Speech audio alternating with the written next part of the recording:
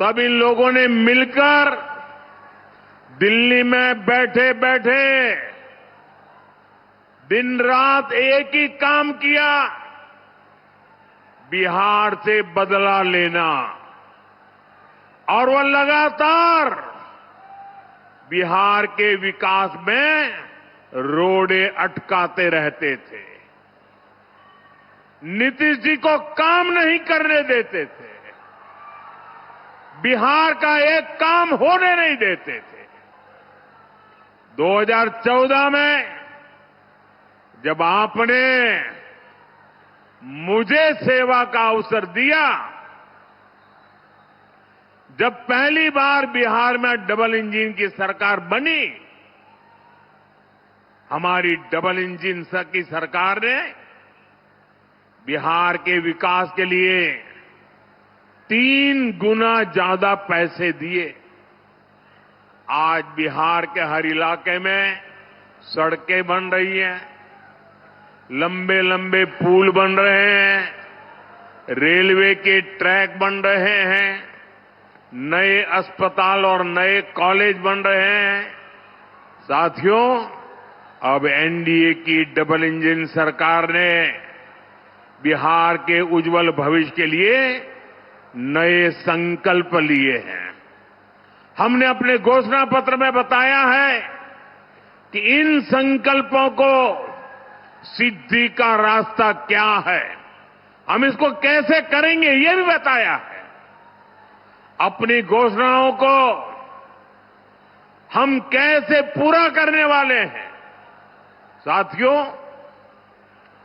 NDA के पास हर क्षेत्र से और उसकी आवश्यकता के अनुसार, वहां के लोगों की जरूरत के हिसाब से अलग अलग योजना है। कहीं फूड प्रोसेसिंग से जुड़े उद्योग पर बल दिया जा रहा है, कहीं टूरिज्म का विकास हो रहा है, कहीं टेक्नोलॉजी से जुड़ी कंपनियों का विस्तार करने जा वाले हैं, वहीं मैन्युफैक्चरिंग से जुड़े उद्योगों को बढ़ावा दिया जा रहा है। यानी जहां जैसा सामर्थ्य है, वहां वैसी ही इंडस्ट्री लगाई जा रही है। जैसे मगध का हमारा एक क्षेत्र है, यहां हजारों एकड़ इलाके में उद्योगों का खाका खींचा गया है। इसके लिए बिजली, सड़क, रेल का नेटवर्क तेजी से बनाया जा रहा है। गया जी में बिहार का सबसे बड़ा इंडस्ट्रियल कॉरिडोर बन रहा है। इसका फायदा इस पूरे क्षेत्र को होगा। साथियों, मोदी और नीतीश जी का ट्रैक रिकॉर्ड सबके सामने है। अब आप याद कीजिए, जब मैं कहता हूं कि मैं ये करने वाला हूं, इसका मतलब मैं उसको करके ही रहता हूं। मैं आपको याद दिलाता हूं, बिहार के मेरे भाई बहन, मोदी ने कहा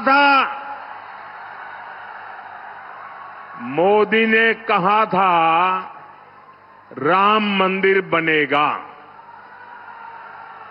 आप मुझे बताइए, मंदिर बना के नहीं बना? मंदिर बना के नहीं बना? डंके की चोट पर बना के नहीं बना?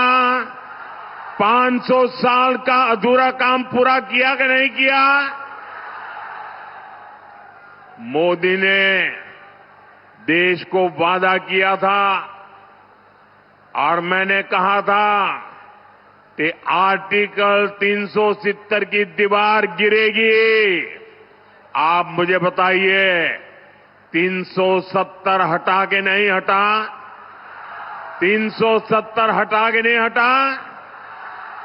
और मोदी ने बिहार की इसी धरती से पहलगाम हमले का बदला लेने की बात भी कही थी। और फिर आपने ऑपरेशन सिंदूर में तबाह होते पाकिस्तान को भी देखा है। मैंने बिहार की धरती से कहा था, वो किया कि नहीं किया? साथियों, मोदी ने वन रैंक वन पेंशन हमारे देश की रक्षा करने वाले, हमारे देश के वीर जवानों, हमारे फौजियों को वादा किया था, हम वन रैंक वन पेंशन लागू करेंगे। आज 7 नवंबर को ही वन रैंक वन पेंशन लागू हुए 11 वर्ष हो रहे हैं। 11 वर्ष।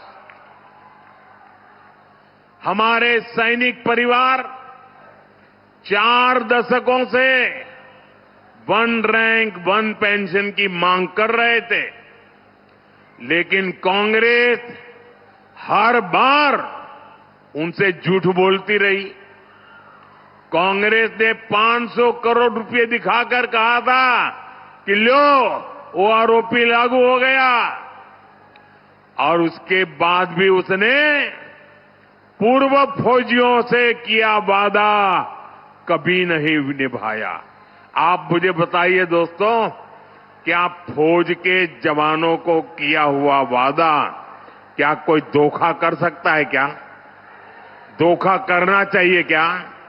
अगर तो ऐसा धोखा करते हैं तो वो कितने निकम्मे लोग हैं, वो आप जानते हैं कि नहीं जानते हैं? मैंने अपने सैनिक भाइयों को one rank one pension OROP लागू करने की गारंटी दी थी। आप मुझे बताइए, ये गारंटी मैंने पूरी की कि नहीं की? ये गारंटी पूरी की या नहीं की? और साथियों, ये ऐसे ही गारंटी पूरी नहीं हुई है। आप जानते हैं, इन 11 सालों में हमारे जो फौजी भाई बहन हैं, जो निवृत्त फौजी भाई बहन हैं, उनके परिवारों को कितना पैसा मिला है? आप अंदाज कर सकते हैं? अब तक वन रैंक वन पेंशन को लागू करने के कारण 1 लाख करोड़ कितना कितना कितना ये आरजेडी वालों को 1 लाख करोड़ कैसे लिखना, एक के पीछे कितने बिंदु लगेंगे, वो उनको इतना भी समझ नहीं आएगा। 1 लाख करोड़ रुपया देश के खजाने से फौजियों के खाते में गए हैं। बताइए, कांग्रेस आरजेडी वाले ये लोग 500 करोड़ का झूठ बोल रहे थे। यही इनकी सच्चाई है, यही इनकी राजनीति झूठ पर ही टिकी हुई है। इसलिए साथियों, जब हम कहते हैं कि बिहार में 1 करोड़ नए रोजगार देंगे, तो देश के बिहार के नौजवानों को हमारी बात पर भरोसा होता है। बीते कुछ सालों में ही बिहार में लाखों भर्तियां हुई है, पूरी ईमानदारी से भर्तियां हुई है। जबकि साथियों, आपके सामने आरजेडी कांग्रेस का ट्रैक रिकॉर्ड भी है। ये वो लोग हैं जो बिहार के युवाओं से नौकरी के बदले जमीन लिखवा लेते हैं। आपको नौकरी चाहिए तो आपका खेत मेरे परिवार के नाम पर कर दो। ये खेल चला, अदालत ने भी माना, और आज ये जमानत पर बैठे हुए हैं। जांच एजेंसियां इनकी जांच कर रही है। ये जंगल राज वाले जमानत पर चल रहे हैं। ये आरजेडी कांग्रेस वाले बिहार के युवाओं को कभी भी नौकरी नहीं दे सकते। साथियों, आप औरंगाबाद के लोग तो नक्सलवाद, माओवादी आतंक से भी पीड़ित रहे हैं। वो दिन भुलाए नहीं भूलते जब अंधेरा होने से पहले ही यहां सड़कों पर सन्नाटा पसर जाता था। यहां आने जाने वाली बसों को सुरक्षित चलने के लिए नक्सलियों को रंगदारी देनी होती थी। स्कूटर मोटरसाइकिल से तो आने जाने की कोई सोच भी नहीं पाता था। इस क्षेत्र की चर्चा देश और दुनिया में नरसंहारों के लिए होती थी। साथियों, जैसे ही जंगल राज की सरकार गई, नीतीश जी के नेतृत्व में आप सुशासन लाए तो नरसंहार की घटनाएं बंद हो गई। जब आपने दिल्ली में मोदी को बिठाया तो मैंने तय किया कि नक्सलवाद, माओवादी आतंक की कमर तोड़ करके रहूंगा। हमने नक्सलवाद, माओवादी आतंक के खिलाफ कार्रवाई की। आज बिहार माओवादी आतंक के डर से मुक्त हो रहा है। माओवादी आतंक अब समाप्ति के कगार पर है और ये इसलिए हुआ है क्योंकि बिहार में डबल इंजन की सरकार है। साथियों, जंगल राज और सुशासन राज में क्या अंतर आया है, ये हमने कल मतदान वाले दिन भी देखा है। कल बिहार के हर गरीब, दलित, महादलित, पिछड़े, अति पिछड़े, सबने बिना किसी रोक टोक के वोट डाला है। जबकि हमने जंगल राज का वो दौर भी देखा है जब बूथ लूटे जाते थे,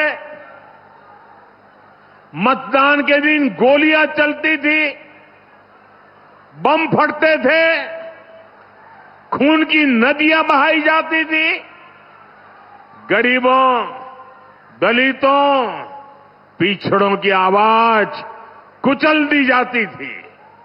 साथियों, जंगल राज के गुर्गे साजिश तो अभी भी बहुत कर रहे हैं, लेकिन मैं चुनाव आयोग की प्रशंसा करूंगा। मैं चुनाव आयोग को बधाई दूंगा कि प्रथम चरण के चुनाव इतने अच्छे तरीके से संपन्न कराए हैं। और मुझे कुछ लोगों ने बताया, कल जो मतदान का, लोकतंत्र का उत्सव चल रहा था, बहुत सारे विदेश के लोग ये हमारे चुनाव देखने के लिए आए थे, हमारा मतदान देखने के लिए आए थे। मतदान मथकों का उत्साह उमंग देख करके वो भूरी भूरी प्रशंसा कर रहे थे। साथियों, आपको एक बात हमेशा याद रखनी है, जंगल राज वालों के पास हर वो चीज है जो निवेश और नौकरी के लिए खतरा है। ये जंगल राज वालों का खतरा है। ये अभी से बच्चों तक को रंगदार बनाने की बातें कर रहे हैं, खुलेआम कर रहे हैं। ये लोग खुली घोषणा कर रहे हैं कि भैया की सरकार आएगी तो कट्टा, दूनाली, फिरौती, रंगदारी, यही सब चलेगा।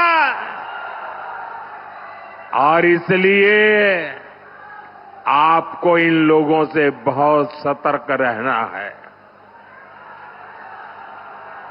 बिहार को कट्टा सरकार नहीं चाहिए।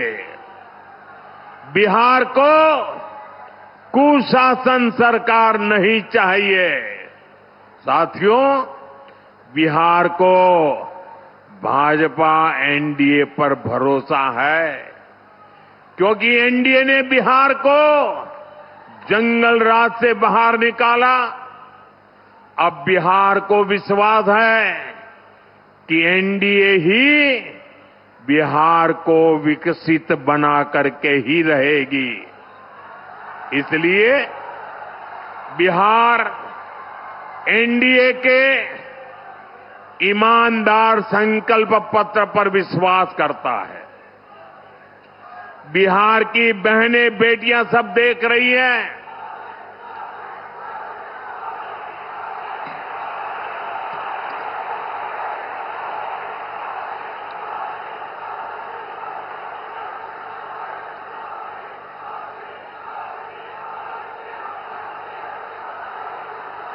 साथियों, ये उमंग और उत्साह, ये पैंडल से भी डबल लोग बाहर है और चारों तरफ जो मैं उत्साह उमंग देख रहा हूं, माताओं बहनों में जो जुस्सा देख रहा हूं, मैं बिहार का उज्जवल भविष्य देख रहा हूं।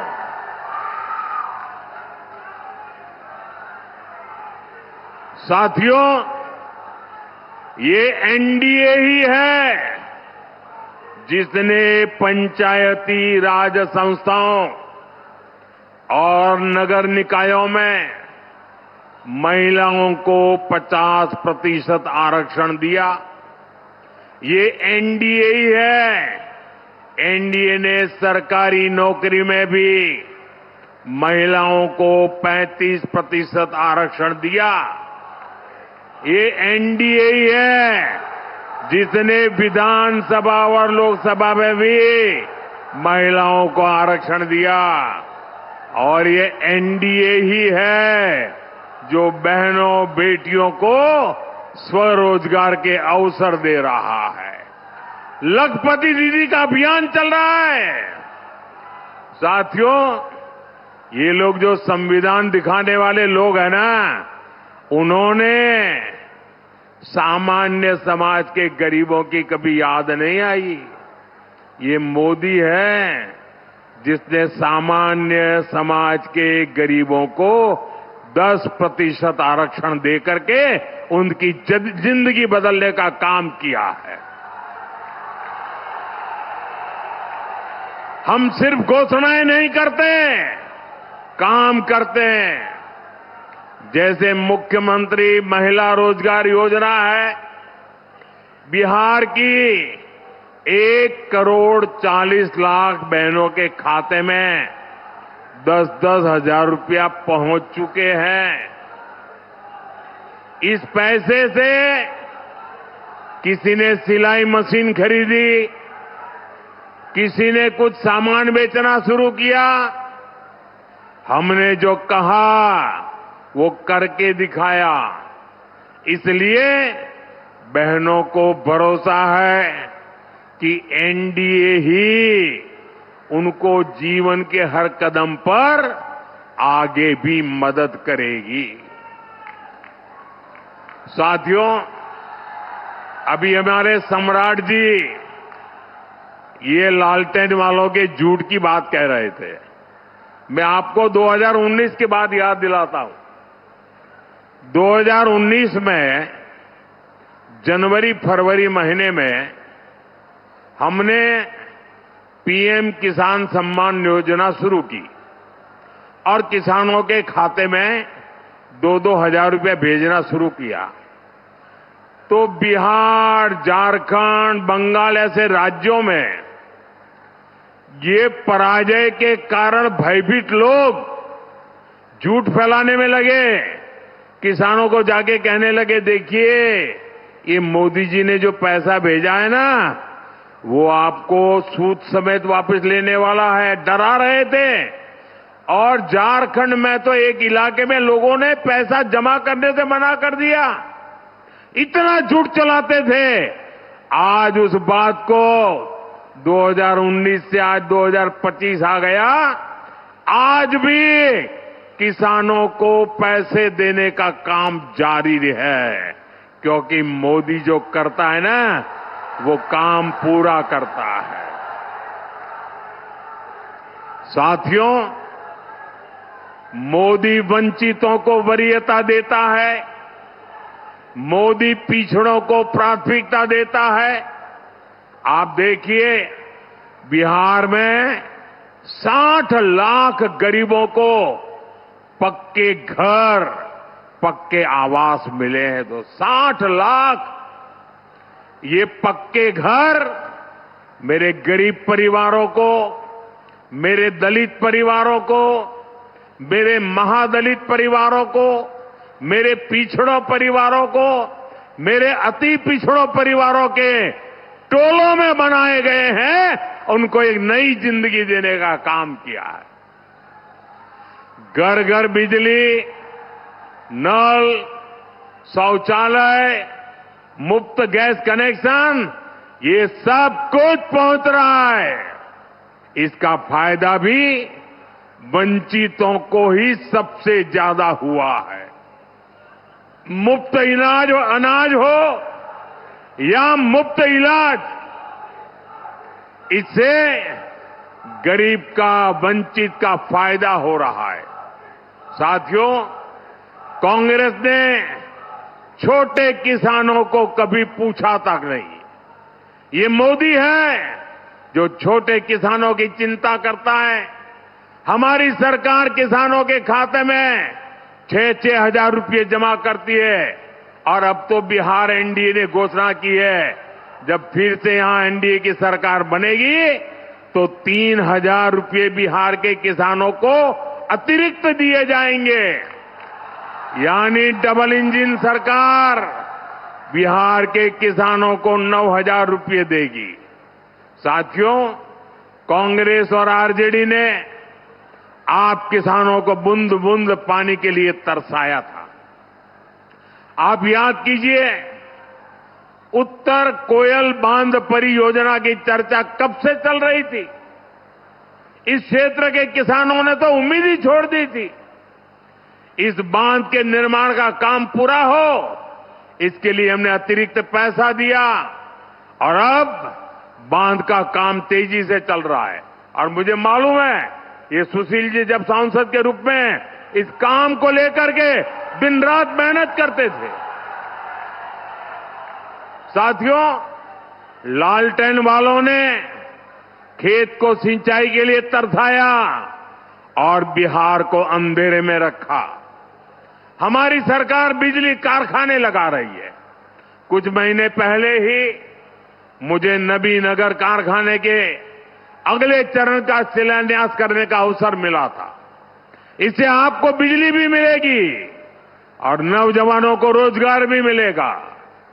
साथियों, कांग्रेस और आरजेडी वाले सत्ता के लिए किसी को भी धोखा दे सकते हैं।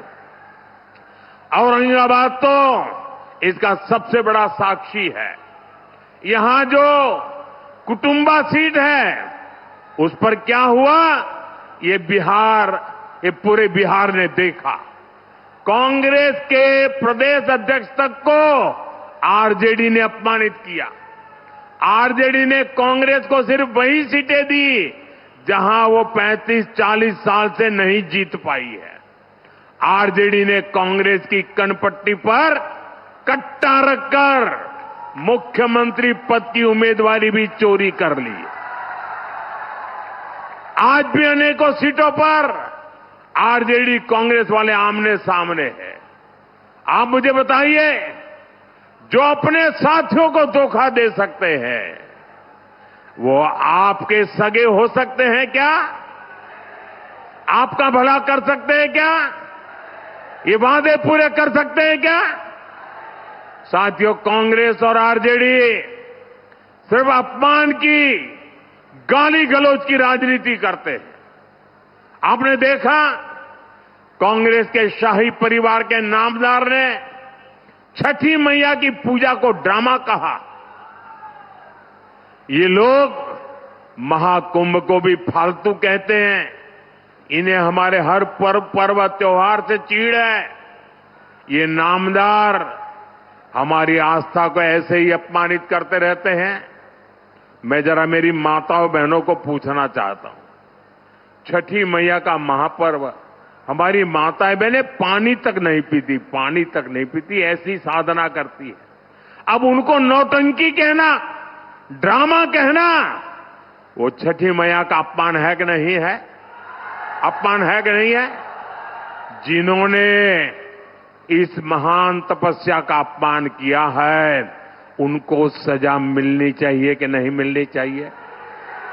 इस चुनाव में उनको सजा दोगे कि नहीं दोगे? सारी माताएं बहनें पूरी ताकत से सजा दोगे कि नहीं दोगे? साथियों, याद रखना, 11 नवंबर को अपने एक वोट से इन्हें सजा देनी है। आपका वोट उनको सजा देने की ताकत रखता है। एनडीए की अब तक की सबसे बड़ी विजय इस चुनाव में पक्की है दोस्तों, और इसलिए 14 तारीख के बाद आपको मैं कह रहा हूं, विजय उत्सव की तैयारी कर लीजिए। जनता का मिजाज बताता है और कांग्रेस वालों की बातें भी बताती है कि वो पराजय के कारण अभी से ढूंढने में लग गए हैं। अभी से क्यों हार गए बिहार, इसके लिए क्या क्या कहना, इसकी नेट प्रैक्टिस चालू कर दी है उन्होंने। और इसलिए भाइयों बहनों, विजय की ओर आगे बढ़ना है आपके आशीर्वाद से। मैं सभी हमारे उम्मीदवारों से आग्रह करूंगा कि जरा आगे आइए, थोड़ा 2-2 कदम। आपके इन सभी उम्मीदवारों को आशीर्वाद चाहिए। मेरे साथ बोलिए, भारत माता की वंदे वंदे वंदे वंदे।